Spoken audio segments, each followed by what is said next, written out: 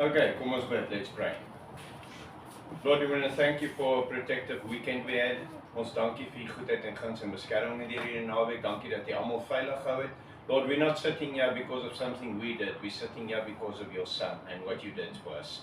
Ons sit hier so omdat u genade en die liefde oor ons elkeen so groot is dat ons nog 'n geleentheid kan hê om as 'n familie bymekaar te kom. Father, I want you to bless this service. Let every word that I speak be led by the Holy Spirit. Dat die Heilige Gees geïnspireerd is, maar ek vra ook dat die Heilige Gees hierdie hele ontmoeting sal oorneem. Vader, elke gedagte gevange sal neem and so that we hear something out of your mouth that can change our lives. Help ons om dit te gebruik, nie net te hoor nie, maar daders van die woord te word. In Jesus naam bid ons dit. In Jesus name. Amen. We spoke about the crucifixion and lots of people put a lot of emphasis. Baie mense sit baie fokus op die kruisiging. En dit is nie die hoogtepunt nie. Die hoogtepunt is toe Jesus opgestaan het na 3 dae. Nou ek wil gou vir julle 'n storie vertel. 'n Seun het op 'n stadium, 'n boy at one stage wanted to see what's the most powerful thing on earth. What's the most powerful entity or element on earth. And first of all, he went to a piece of iron, and he said to the iron, "Are you the most powerful on earth?" And the iron said, "No, I'm powerful, I'm strong, but you put me in fire, I melt." And he liked it off. Okay, that's true. He went to fire, and he said to fire, "Are you the most powerful? I heard you can melt iron. Are you the most powerful on earth?" And the fire looked him in the fire, said, "I am very powerful. I can destroy everything in my path. But if you put water on me, I die." And I don't do, yes, okay. And he goes to the water and he says to the water, "Are you the most powerful thing on earth? Because I heard that you can destroy a fire." And he says, "Do you know what? If the sun comes out, I become steam and then non-existent. So the sun is more powerful than me." And he went to the sun and he said to the sun, "I heard you destroy water. You can make it evaporate. What's more powerful than you?" And he says, "Do you know what? I can shine and destroy water and make it steam and let it disappear." He says, "But if a cloud comes in front of me, I have absolutely no power." So, and this life, he says, "Okay, now I'm going to the clouds." And he goes to the clouds and he says, "Do you know what? What's more powerful than you?" Because apparently the sun says if you just come in front of him, you block all his sun and he can't do his work. He doesn't have any power. And he thinks for a while, the cloud, and he says, "Do you know what? I'm powerful, but there's one thing more powerful than me. If a wind comes up, it can blow me away. It takes me away from everybody. I'll be existent, and then all of a sudden, I'll just be gone. You look into the sky, I blocked the sun, the next moment the wind came up and it took me away, and nobody knows where I was." So eventually he goes to the wind and he says to the wind, "What's more powerful than you?" And he says, "You see that mountain? I can't do anything to that mountain. I can't move it." Yes, and eventually he goes to the mountain. He says to the mountain, "Tell me something. The wind says it can't destroy you. What's more powerful than you?" And he says, "Well, mankind. If mankind decides to chisel it..." Lovey, kom aan.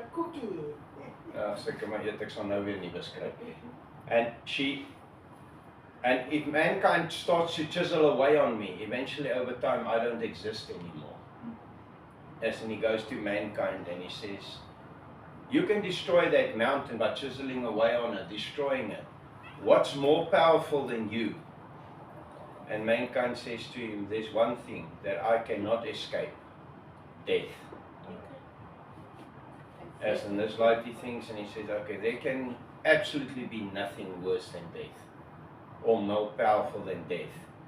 And he goes to death and he says the following, he says, "Even mankind says you're more powerful. What's more powerful than you?" And death thinks for a while and death says, "You know what? I can destroy anybody's life on this earth, I had them fearing me. But you know what? There's something more powerful than me. I tried to destroy him. He was in the grave 3 days and he came and he conquered me. And he is more powerful than anything on this earth. And he says to death, what is that? And he says, Jesus Christ. At the end of the day, that is the most powerful entity on earth that controls everything that nothing can put down. And that's what today is all about. Dit is wat vandag alles oor gaan. Jy moet verstaan, wanneer iemand doodgaan, when somebody has to die for something to be read so that people can own that, what do we call that thing? A will, a testament. Jy sien, iemand moet doodgaan vir die testament om in krag in te kom. En gewoonlik op aarde word dit op 'n lelike manier gedoen, want mense beklei so onder mekaar, wat dan daar kan 'n testament wees, en hulle sal mekaar nog steeds hof toe vat en goed. Maar daar's een testament wat niemand kan stry oor nie, because the giver of that will not bargain with you. He's written it down, he's established it, and his word is law. So op die einde van die dag, weet jy wat gebeur het was, God het Jesus gestuur om as mens te lewe, om vir ons 'n voorbeeld te stel. Jesus sterf op die kruis. Toe Jesus sterf, daai uur op die kruis, when he died at that hour on the cross, the will came in effect. God's will came in effect. And he said to Jesus the following words, you go to earth, you set an example, I'm giving you all authority in heaven and in earth. When Jesus died and he rose up, he said the following words to mankind. Ek gee vir julle alle autoriteit op hemel en op aarde. Pas op wat jy sê. Be careful what you speak, be careful what you say, because your words had power. Like God created with words, so mankind destroys his own life and future with words, or he builds it up. Hoe jy praat is wat jy is. Hoe jy praat is wat jy kry. This is a proven fact. You can ask anybody that's a psychologist or anybody that speaks to people. Eventually they find out, if they speak long enough to a person, this person spoke themselves into the position they are now. Jy weet, gesondheid word in jou ingepraat, dieselfde as wat jy oefen om 'n great sportsman te word. As jy die hele tyd gaan glo jy siek en die hele tyd gaan sê jy siek, kry vir jou. You caused your own problems. Realiteit is, as jy mense om jou het, if you've got people around you that are always negative, speaking negative, and you allow that, wat word jy? Jy word dieselfde. If you allow it, that's why God warns you. Be careful who speaks into your life. Pas op wie met jou praat. Be careful of the friends you have. And he even warns you, be careful of the family you allow around you. Pas op vir die familie wat jy om jou toelaat. Ek praat nie van mense wat die Here dien en wat foute maak nie. Ek praat van ouens wat sê die hel met die Here en dink hulle gaan jou chommy wees. My vriende, ek is soos Jesus. Toe hulle in die tempel aankom, sy ma en sy boeties en sissies, toe het ek al hoeveel keer vir julle gesê, Jesus se antwoord was die volgende, Matteus 19:29. Nee. My familie is die wat hier sit en na die woord van God luister. I will not make friends. I will have you as an acquaintance or as somebody I speak to and greet, maar ek sal nie jou vriend wees as jy nie God erken en Jesus dien nie. I will not become a good friend of yours until you follow that path. As jy glo jou wy is reg en jou wy verskil met God en met die Bybel, dis nie my wy nie, so our paths are not going in the same direction. Dis my vriend wat skree. Dan op die einde van die dag is dit jou skuld. It's your fault what you allow in your life. If you allow the wrong friends in your life, which I did in my past, I had a few friends. Now, I was always headstrong. I was the one that believed I will lead everybody. Ek het nog nooit geglo, my pa het my groot gemaak. Weet jy wat? Jy is 'n leier, nie 'n volgeling nie. I'm a leader, not a follower. Ek is die ou wat uitloop en dan sê almal daai blikskottel is arrogant. Want ek glo as ek inkom en ek tree volgens God op, God makes you the center of attraction there. Because if you start speaking about God, jy gaan baie vinnig agterkom as jy ewen tussen familie sit en jy begin praat oor God.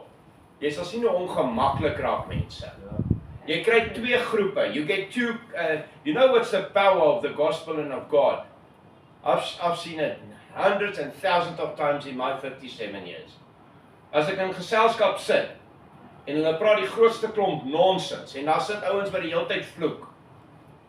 En ek sit en ek begin oor die Here praat. Nou ek is baie bold. Moenie iets om my doen as jy nie wil hoor ek moet preek daaroor nie. En as jy kwaad raak, is dit net aan die duiwel in jou wat kwaad geraak het. So, as jy om my goed doen, my chommies het altyd geleer, as jy om my vloek, gaan ek daaroor preek. As jy om my staan en suip en jy stoep het as jy gedrink is, dan gaan ek vir jou preek. So, as Christians, it says, we're a chosen generation, we're a royal priesthood, but we're peculiar people. Christene moenie verstaan wees nie. Hulle is koekoes. If they don't think you are off your rocker, then you're not doing your job. As almal dink jy's oulik, is jy nie 'n Christen nie.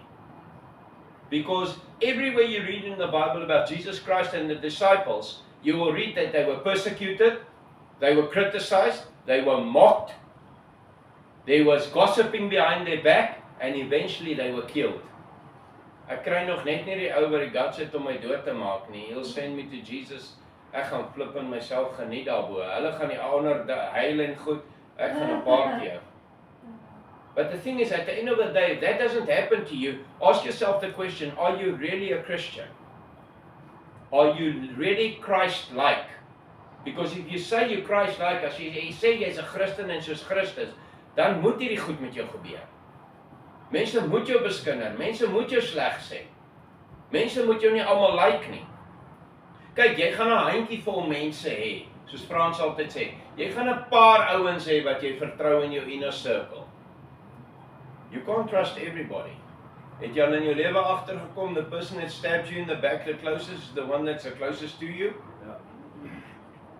Hy werk homself deur wat hy doen en hy rondhang so agter jou rug in sodat hy 'n mes kan indruk. We must have the wisdom to see this coming. And before it reaches us, to say, ek en jy, there's no more. I'll pray for you, I love you, but there's no more of this. I'm not going to tolerate this. Nou, as iemand die video kyk, sal hulle tent toe en sê, ja, maar dis nie Christelik nie.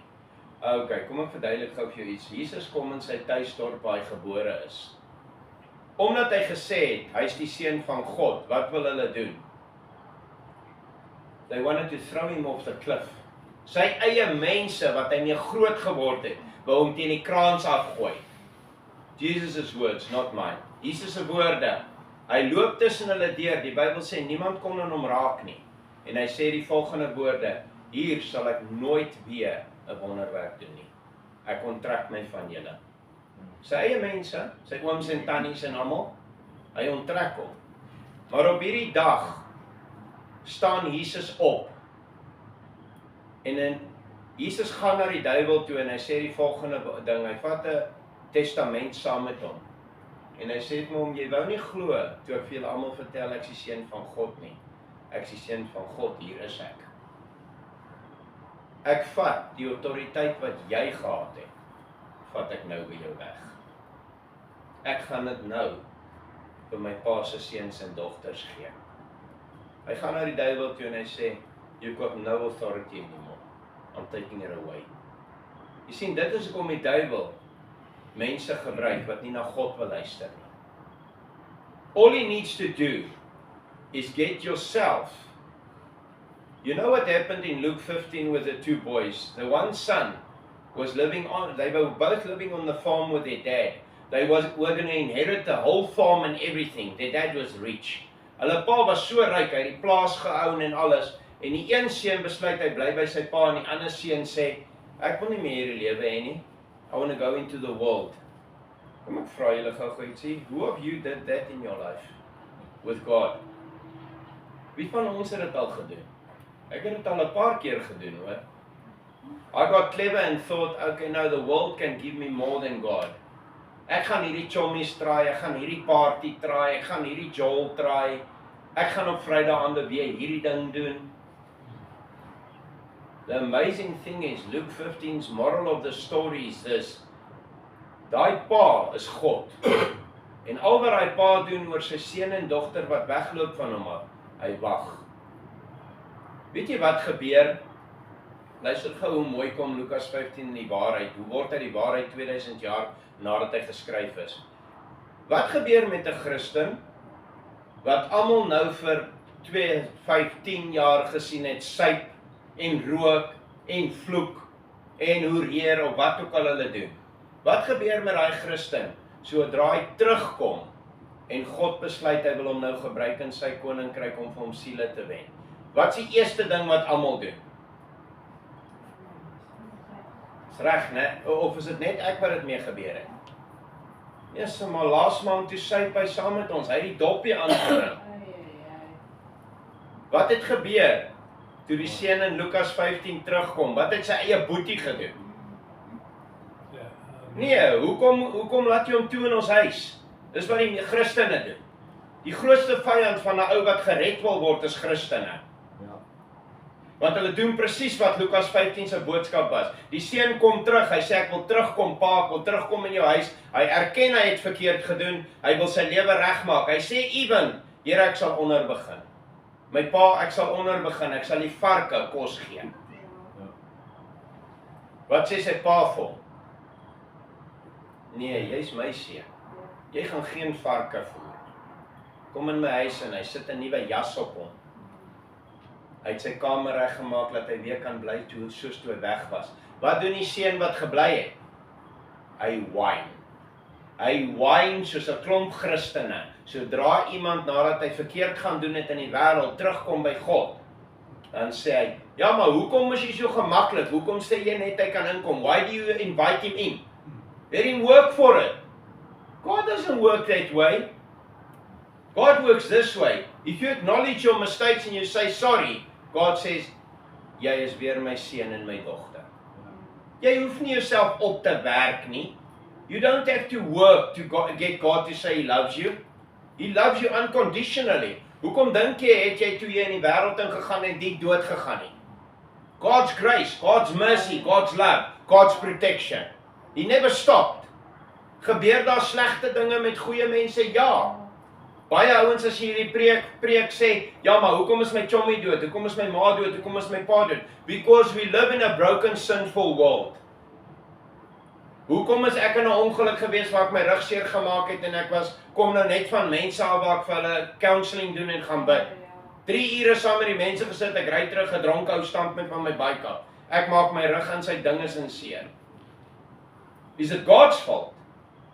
No! That dumb fool got in his car and he was drunk and he hit me. I was the unfortunate one. That's why Paul says, make sure your life is right with God every second. If I had to die on that bike, the question was, maak ek my oë oop by God of in die hel? That's the question every person must ask themselves. Are you in right standing with God? Het jy, sit net vir my die lig aan nou Frans? Hierso, hierdie wit remote, die links bo die groote. Druk hom maar net. Ja. So, die kwessie is, gaan slegte goed met jou gebeur? Ja, God het nooit gesê dit gaan nie gebeur nie. But Paul came to this earth and was called as a disciple and an apostle to say, maak seker jou lewe is reg want slegte goed gaan gebeur. Besef julle wat alles met Paulus gebeur het? Ek dink hy 3 keer skipbreek gelei wat hy van 'n boot af gegooi was. Hulle het hom al probeer kruisig, hulle het hom al probeer stenig, hulle het alles met hom gedoen, maar God het hom daardeur gehelp. Paulus was 3 keer in die tronk. Hy skryf sy laaste boeke in die tronk. So het hy moeilikheid gehad, ja, soos almal in die Bybel. Jesus kom en toe hy sterf, gaan hy na die duiwel toe en hy sê, ek wil gou jou brief lees. My pa het hom geskryf. My pa wat jou uit die hemel uit geskop het hierdie brief geskryf. My dad in heaven, kicked you out of heaven, he wrote this letter. And this is the message I've got for the devil today. We are the sons and daughters of God. We are the heirs of everything he owns, and that's everything. Te veel Christene lewe so slawe en hulle is eintlik koningskinders. We allow the devil to control our lives. Elke keer as hy skreeu iets is fout met jou of iets is, dan hardloop ons daarmee. Ek meen, hier staan die Mariaan, sy het weer lekker bos hare op haar kop. Tannie Mariaan, at some stage you had a choice, didn't you? Give up or carry on. You chose to carry on. That's power, that's strength. And that strength and power only comes if you acknowledge God in your life and you allow Him to work in your life. Maar as so baie mense, man hulle vinger is seer, dan gaan hulle dood. Instead of running to God, they run away from God and use it as an excuse to complain about it all the time. Wat jy sê, kry jy. Wat jy sê, word jy. Jesus Christ went to the devil and he took back authority. And when he came back, he said the following. Sonet, ek gee jou alle autoriteit op hierdie aarde. Wat jy kies, gaan jy kry. Trevor, I'm giving you all authority. What you choose, you will receive. Mia, jou lewe is hier. Nie daar nie. God kyk af en hy sê, Mia, Devin, I've given you this life. You made some stupid decisions. Nie julle nie, ek weet julle maak nooit foute nie. Okay, ek het baie gemaak. I've got a long, distinguished list of mistakes. So, ek het so baie foute gemaak. But God says, do you know what? All you need to do, turn away, come back. I'm waiting for you. The devil can never take away your authority that God has given you. Hy kan nie. Hy kan jou mislei om te glo jy het dit nie meer nie. He can mislead you to think that you are less than God says you are. But if you allow it, it's your own fault. Do not question God. Dis jou eie skuld. The authority still remains yours. All you need to do is stand up and say, I'm not willing to stay there anymore. Jesus Christ got out of the grave to say, we will live forever.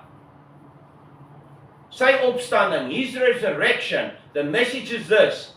When you blow out your last breath here, you are going to stand up like the first fruits of God. His name is Jesus Christ. Jy gaan opstaan. Make sure when you ascend to God, you are right with God. Maak seker as jy jou opstanding het, jy's reg met God en jy gaan Jesus ontmoet. Because there's only two things going to happen. Hell or heaven. There's no in between. Daar's nie 'n wagkamer soos die Roman Catholics glo nie. Daai bly plek is so groot hy sal oorvol. Almal trap mekaar dood. The Bible says instinctively, when you blow out your last breath, you'll either be in the presence of God or in the presence of hell. And hell is the place where people will not stop burning, not feeling pain. You are going to feel pain for all your stupid decisions. Heaven is the place where you come in the presence of God and you will not remember one heart sore thing. You will not have any aches on your body. It will be correctly fixed by God. Jy gaan perfek wees. Ons almal gaan six-packs hê. Of 'n barrel hê. Ek weet nie wie is die gesondste nie, want ek het ouens gesien met barrels wat gesonder is as die ouens met six-packs. Ja. Daar gaan nie meer siektes wees nie. But while you're on earth, God wants you to use your authority to acknowledge Him. Ons is te gou om na mense en die aardse stelsel te hardloop as iets fout is in ons lewe, in plaas van na God toe te hardloop. I know, I'm guilty of that. Baie kere dinge my so ondergekry, dan voel jy die urge om iets self te doen, of jy voel die urge om te praat met mense. Dis die stupidste ding wat ek in my lewe gedoen het, om met mense te praat. Want hy selfe persoon met wie jy praat, hoor jy later met 3 ander gaan praat. So, can you really trust people that much? You've got a handful of people you can trust with your life. If you've got more than that, you're in trouble. Ek sê nie jy moet hulle nie. Dis baie belangrik. Trevor, it's very important that you have 1 or 2 guys like Jesus Christ had, Peter, Paul and John. Peter, John and Jacob. He had them that he had with him all the time. Dis baie belangrik dat jy daai morele stelsel het, but make sure it's the right guys. As 'n ou eers vir jou sy opinie gee, is hy die verkeerde ou.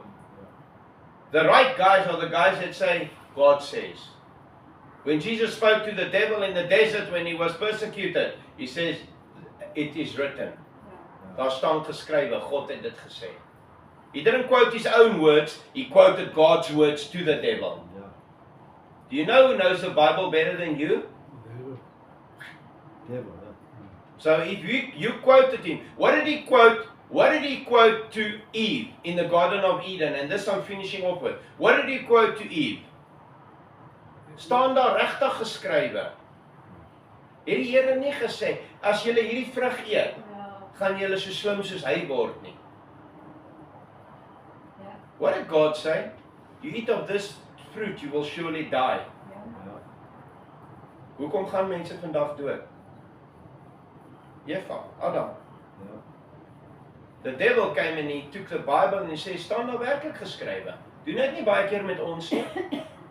Is dit regtig wat die Here sê? Het die Here regtig gesê, jy moenie so suip nie? Het hy regtig sê? Ek het nie 'n probleem as jy by die een wyntjie kan bly nie, maar as jy die hele bottel moet klaarmaak, moet jy begin vra. Ek sê vir my kinders die naweek, as daai ding bepaal wat se soort persoon jy is, dan het jy 'n probleem. En dis vrae wat elke persoon hulle self moet vra. But at the end of the day, it's between you and God.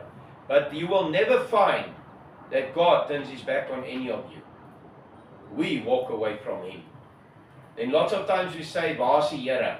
Gaan haal hom net waar jy hom gelos het. There where you separated yourself from God. Just go back and fetch him, he's waiting. Hy wag vir jou. Weet jy waar hy altyd vir my gewag as ek stupid goed gedoen het? Ek moes teruggaan en hom gaan haal. Weet jy hoeveel tyd het ek gemors? Want nou werk ek terug om God te gaan haal.